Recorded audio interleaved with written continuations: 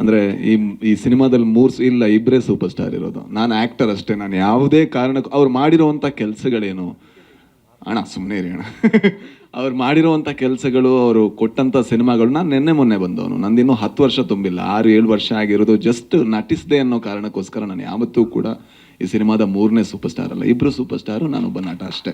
ಅಂದರೆ ಅದರಲ್ಲಿ ಯಾವುದೇ ಇದಿಲ್ಲ. ನನಗೆ ಪ್ರತಿ ಸತಿ ಹೇಳಿದಾಗ ನಂಗೆ ಒಂಥರ ನಾಚಿಕೆ ಆಗೋದು, ಒಂಥರ ನಿಜ ತಮಾಷೆ ಇಲ್ಲ, ನಿಜವಾಗ್ಲೂ ಆಕ್ವರ್ಡ್ ಅನ್ಸುತ್ತೆ. ಯಾಕಂದರೆ ನಾನು ಶಿವಣ್ಣ ಮತ್ತು ಉಪ್ಪಿ ಸರ್ ಇಬ್ಬರ ಹತ್ರನೂ ಹೇಳಿದೆ, ನನ್ನ ಭಾಗ್ಯ ಅವ್ರ ಮಧ್ಯ ಕೂತ್ಕೊಂಡು ಅವರು ಆನ್ ಸ್ಕ್ರೀನ್ ಬರ್ಬೇಕಾದ್ರೆ ವಿಸಿಲ್ ಹೊಡೆಯೋದು, ಇದು ನನ್ನ ಭಾಗ್ಯ. ಆ್ಯಂಡ್ ಇನ್ನೊಂದು ಆ್ಯಕ್ಚುಲಿ ಒಪ್ಸೋದಕ್ಕೆ ಕಷ್ಟ, ಯಾಕೆಂದರೆ ನಾನು ಯಾವಾಗಲೂ ಒಬ್ಬ ನಿರ್ದೇಶಕನಾಗಿ ಯೋಚನೆ ಮಾಡ್ತಾ ಇರ್ತೀನಿ, ನನಗೆ ಬರಿಬೇಕು, ನಾನು ಡೈರೆಕ್ಟ್ ಮಾಡಬೇಕು ಅಂತ. ಆ್ಯಕ್ಟಿಂಗ್ ಅಂದ ತಕ್ಷಣ ನಾನು ಯಾವಾಗಲೂ ಯೋಚನೆ ಮಾಡೋದು, ಇದು ಆ್ಯಕ್ಟ್ ಮಾಡಿದ್ರೆ ಮತ್ತೆ ನಾನು ಡೈರೆಕ್ಷನಿಂದ ಎಷ್ಟು ದೂರ ಹೋಗ್ತೀನಿ ಅಂತ.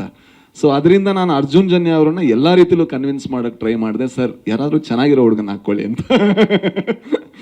ಆದರೆ ಇವತ್ತು ಅವ್ರು ನನ್ನನ್ನು ಒಪ್ಕೊಂಡಿದ್ದು ನನ್ನ ಭಾಗ್ಯ ಅಂತ ಅನ್ಕೋತೀನಿ. ಯಾಕಂದರೆ ಒಬ್ಬ ಕನ್ನಡಿಗನಾಗಿ ಒಂದು ಒಳ್ಳೆಯ ಕನ್ನಡ ಸಿನಿಮಾ ಬರಬೇಕು, ಆ್ಯಂಡ್ ಅದನ್ನು ನಮ್ಮವ್ರು ನೋಡಬೇಕು, ಜೊತೆಗೆ ಹೊರಗಿನವರು ನೋಡಬೇಕು, ಇದು ನಮ್ಮ ಸಿನಿಮಾ ಅಂತ ನಾವು ಎದೆ ತಟ್ಕೊಂಡು ಹೇಳಬೇಕು ಅನ್ನೋವಂಥ ಸಿನಿಮಾಗಳನ್ನು ನೋಡಬೇಕು ಅಂತ ಬಹಳ ಆಸೆಯಲ್ಲಿರುವಂಥ ಒಬ್ಬ ಪ್ರೇಕ್ಷಕ ನಾನು. ಆ್ಯಂಡ್ ನಾನು ಇವತ್ತು ಈ ಟೀಸರ್ಗಿಂತ ಮುಂಚೆ ಅರ್ಜುನ್ ಸರಿಗೆ ಫೋನ್ ಮಾಡಿ ನಾನು ಹೇಳಿದ ಒಂದೇ ವಿಷಯ, ಸರ್ ನೆಕ್ಸ್ಟ್ ಸಿನಿಮಾ ಏನಾದರೂ ಬೇರೆ ಲ್ಯಾಂಗ್ವೇಜಲ್ಲಿ ಡೈರೆಕ್ಟ್ ಮಾಡಿದ್ರೆ ನೀವು ಮತ್ತೆ ಸರಿ ಇರಲ್ಲ, ಕನ್ನಡದಲ್ಲೇ ಮಾಡಬೇಕು ಅಂತ. ಅದು ಯಾಕೆ ಹೇಳಿದೆ ಅಂದರೆ, ಅವರಲ್ಲಿ ಒಬ್ಬ ಶ್ರೇಷ್ಠ ನಿರ್ದೇಶಕನನ್ನು ನಾನು ನೋಡಿದ್ದೀನಿ. ಅಂದರೆ ಅವ್ರ ಬಗ್ಗೆ ಸ್ವಲ್ಪ ಮಾತಾಡ್ತೀನಿ. ಏನಂದರೆ, ಒಂದು ಸಿನಿಮಾದಲ್ಲಿ 60 ಪಾತ್ರ ಇದ್ದರೆ ಆ 60 ಪಾತ್ರಕ್ಕೂ ಡಬ್ಬು ಮಾಡಿ ಅದನ್ನು ಫೈನಲ್ ಮಾಡಿ ಅದಕ್ಕೆ DTS ಮಾಡಿ ಬೇರೆಯವರು ತೋರಿಸುವಂಥ ಒಬ್ಬ ಹುಚ್ಚ ಭೂಮಿ ಮೇಲಿದ್ರೆ ಅದು ಅರ್ಜುನ್ ಜನ್ಯ ಮಾತ್ರ.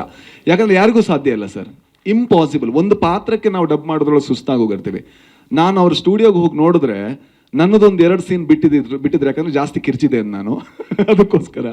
ಬಟ್ ಎಲ್ಲ ಸೀನ್ಗಳ ಎಲ್ಲ ಪಾತ್ರಗಳು ಯಾವ ಥರ ಮಾತಾಡಬೇಕು, ಯಾವ ಟೋನಲ್ಲಿರಬೇಕು, ಇಷ್ಟು ಹುಚ್ಚು ನಾನು ನೋಡಲೇ ಇಲ್ಲ. ಜೊತೆಗೆ ಈ ಸಿನಿಮಾ ಆಗ್ತಾ ಇರಬೇಕಾದ್ರೆ ಆಗ್ತಾ ನನಗೆ ಭಯ ಆಗಕ್ಕೆ ಶುರು ಆಯಿತು. ಇದು ಚೆನ್ನಾಗಿ ಆಗ್ತಾ ಇದೆ ಗುರು, ಏನಾದರೂ ಸ್ವಲ್ಪ ಅವಸರ ಮಾಡಿದ್ರೆ ಹೆಂಗೆ ಅಂತ. ಆಮೇಲೆ ಇನ್ನೊಂದು ಲೇಯರ್ ಆ್ಯಡ್ ಆಯಿತು, ಅದು ಇನ್ನೂ ಚೆನ್ನಾಗಾಯಿತು. ಆಗ ಲಾಸ್ಟಿಗೆ ಹೇಳಿದೆ, ಸರ್ VFXಗೆ ತುಂಬ ಟೈಮ್ ಬೇಕು, ಆಯ್ತು ಸರ್ ಮಾಡೋಣ ಅಂತ. ಸಿನಿಮಾ ಹೋದ ವರ್ಷ ಮುಗ್ದಿದೆ, ಬಟ್ ಈ ವರ್ಷ ರಿಲೀಸ್ ಆಗ್ತಾ ಇದೆ. ಒಬ್ಬ ನಿರ್ದೇಶಕ ಇಷ್ಟು ತಾಳ್ಮೆಯನ್ನು ತಗೊಂಡು ಜೊತೆಗೆ ಒಬ್ಬ ನಿರ್ಮಾಪಕ ಅದಕ್ಕೆ ಬೆನ್ನೆಲುಬಾಗಿ ನಿಲ್ಲೋದು ಅಂದರೆ ಅದು ರಮೇಶ್ ರೆಡ್ಡಿ ಸರ್ ಮತ್ತು ಅರ್ಜುನ್ ಜನ್ಯ ಇವರಿಬ್ಬರ ಹಿರಿಮೆ ಅಂತ ಹೇಳ್ಬೋದು. ಜೊತೆಗೆ ನನಗೆ ಈ ಸಿನಿಮಾದಲ್ಲಿ ಆ್ಯಕ್ಟ್ ಮಾಡಿರುವಂಥ ಅವ್ರು ಯಾಕೆ ಇಬ್ಬರೂ ಕೂಡ ಸೂಪರ್ ಸ್ಟಾರ್ಸ್ ಅಂತ ಹೇಳ್ತೀನಿ, ಈ ಸಿನಿಮಾ ಆ್ಯಕ್ಟ್ ಮಾಡಿ ನಾನು ಹೊರಗೆ ಬಂದಾಗ ನಾನೊಬ್ಬ ಸ್ಟಾರ್ ನಟರ ಸಿನಿಮಾದಲ್ಲಿ ಆ್ಯಕ್ಟ್ ಮಾಡಿದೆ ನನಗೆ ಯಾವತ್ತೂ ಅನಿಸಿಲ್ಲ.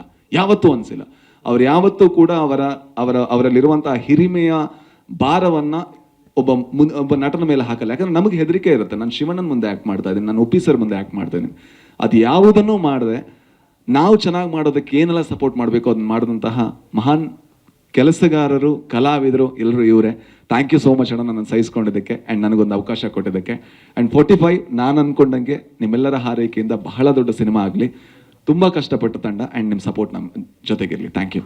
ಸ್ವಾದಿಷ್ಟತೆಯ ಸ್ವಾದ, ತಾಜಾತನದ ಆಹ್ಲಾದ, ಉತ್ತಮ ಆರೋಗ್ಯ ಮತ್ತು ಹೆಚ್ಚಿನ ರೋಗ ನಿರೋಧಕ ಶಕ್ತಿಯ ವೃದ್ಧಿಗೆ ಈಗ ನಿಮಗೆ ಸಿಗುತ್ತಿದೆ ಉತ್ತಮ ಗುಣಮಟ್ಟದ ಪೌಷ್ಟಿಕಾಂಶ Shri Vaidik millet health mix. ಇದು ಸಿರಿಧಾನ್ಯಗಳ ಸಂಪತ್ತು.